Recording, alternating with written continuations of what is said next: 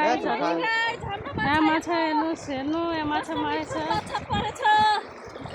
घाँस ल्याएर एकछिन माछा मार्नको फाइनली गाइस यस्तो यहाँ हेर्नु यस्तो खोलामा यस्तो धमिलोमा हामी चाहिँ खोकी थापिरहेछ यहाँ हेर्नु दिदीहरू पनि साथीहरू यस्तो खोलामा यसरी थापेछ माछा अहिले म देखाउँछु हजुरहरूलाई माछा पनि है कतिको परिरहेछ यसरी थापिरहेछ हेर्नु यस्तो माछा खानुलाई कति मिहिनेत गर्नु परिरहेछ यहाँ हेर्नु बल लगाइरहेछ कस्तो मिठो हुन्छ राम्रो हुन्छ राम्रो पावा र गुइरा माछा हो अहिले देखाउनु होला है त ल अहिले देखाइहाल्छु अहिले यहाँ हेर्नु यी सेतो सेतो खोलामा त्यही पनि अहिले चाहिँ त्यति परेन अघि नै बरु परेको थियो माछा मार्नको लागि कति कुदेको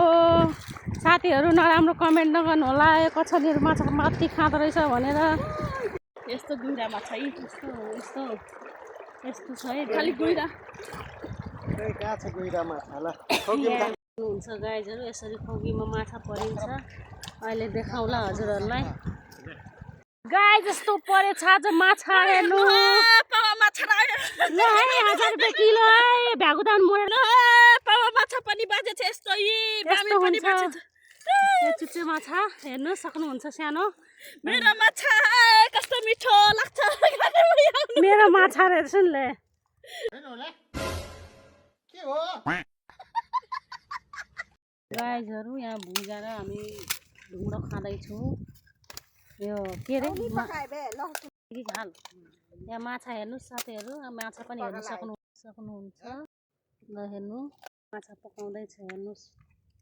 हामीहरू चाहिँ है अहिले अचार बनाएर खानुलाई माछाको चोखा र भुजा खाएर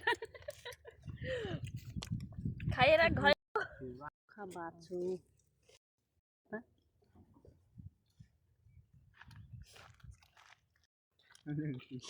मान्छे कालो